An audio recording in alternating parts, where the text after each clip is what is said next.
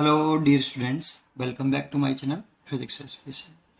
A ball of mass 0.4 kg thrown up in air with velocity 30 meter per second reaches the highest point in 2.5 seconds.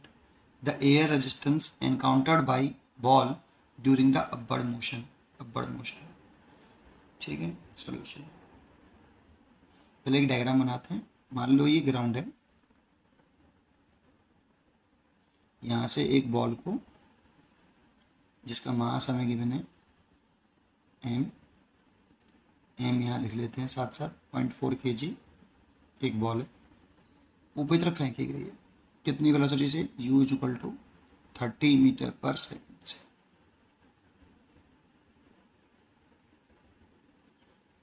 ठीक है, कितनी height तक जाता है? Maximum height आपका ये यहाँ तक गया, मतलब यहाँ पे आके इसकी वेलोसिटी 0 हो गई. ये h गया है और h गिवन नहीं है. ठीक है, लेकिन टाइम कितना लगता है ये दे रखा है 2.5 सेकेंड. यहाँ तक पहुँचने में इसको 2.5 सेकेंड लगता है. The air resistance encountered by the ball. देखो जब ये बॉल ऊपर जाएगी तो एयर जो है इस पर फोर्स लगाएगी वो नीचे तरफ लगाएगी. वो मान लो एफ लगा, ये एयर ने लगाया है. ठीक है, कांस्टेंट फोर्स लगाया एफ, और एफ की वैल्यू हमसे पूछ रहा है कि कितना फोर्स लगाएगी. तो इसका वेट नीचे तरफ होगा, मतलब अर्थ ने इस पर फोर्स लगाया होगा नीचे तरफ एम जी. तो इस बॉल पर जब ये ऊपर जा रही है तो दो फोर्स लग रहे हैं, एक एम जी और एक एफ. दोनों की डायरेक्शन नीचे है. तो देखो इस डायरेक्शन को मैं पॉजिटिव मान लेता हूँ और इस डायरेक्शन को मैं नेगेटिव. तो नेट डाउनवर्ड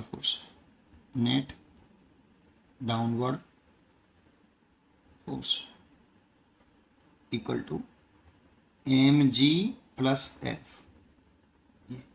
और देखो ये जो है आपका नीचे की तरफ लग रहा है, तो नीचे तरफ मैंने नेगेटिव माना है, इसीलिए यहां मैं माइनस लगा देता हूँ.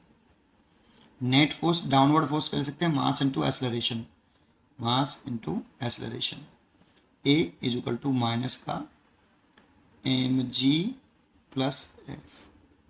तो ए इक्वल टू आ गया माइनस का M G plus F divide by M. इतना रिटार्डेशन कह सकते हो क्योंकि फोर्स नीचे लग रहा है और बॉडी मूव कर रही है ऊपर की तरफ.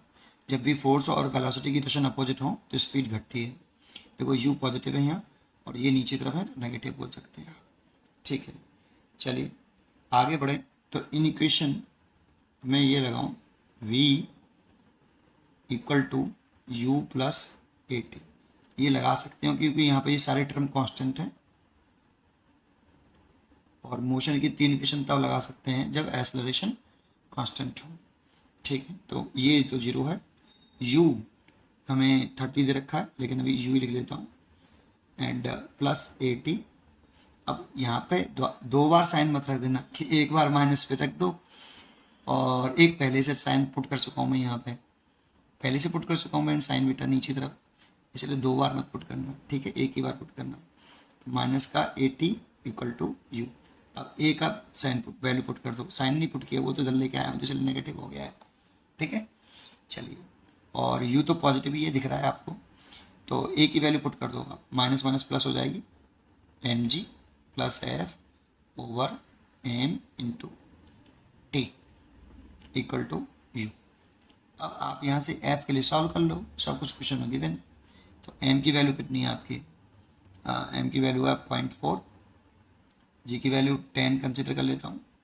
एफ पूछ रहा है और इसकी वैल्यू 0.4 है, और टी की वैल्यू 2.5 है, इसकी वैल्यू 30 मीटर पर सेकेंड है. तो इस पॉइंट से ये पॉइंट उठा सकता हूँ. तो ये तो हो गया आपका, इसका से मल्टीप्लाई कर लूँ तो 4 प्लस एफ डिवाइडेड बाई ये 4, और इसको मैं इसके नीचे ले आऊँ 30 डिवाइड बाई 25, और इस 4 को इधर ले आऊँ तो 4 plus F is equal to 30 multiplied by 4 divide by 25. ठीक है, अब देखो 5 से काट लें तो ये 6 और ये 5, ये हो गया आपका 24 डिवाइड बाई 5. इस 4 को इधर ले आए तो यहाँ कर देता हूँ बेटा.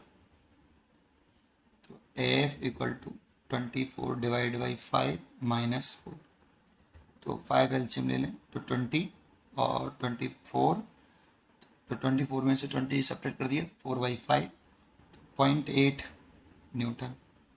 इतना एयर रेजिस्टेंस आएगा, ये एयर रेजिस्टेंस आ गया 0.8 न्यूटन। उम्मीद करता हूँ कि आपको समझ में आया होगा।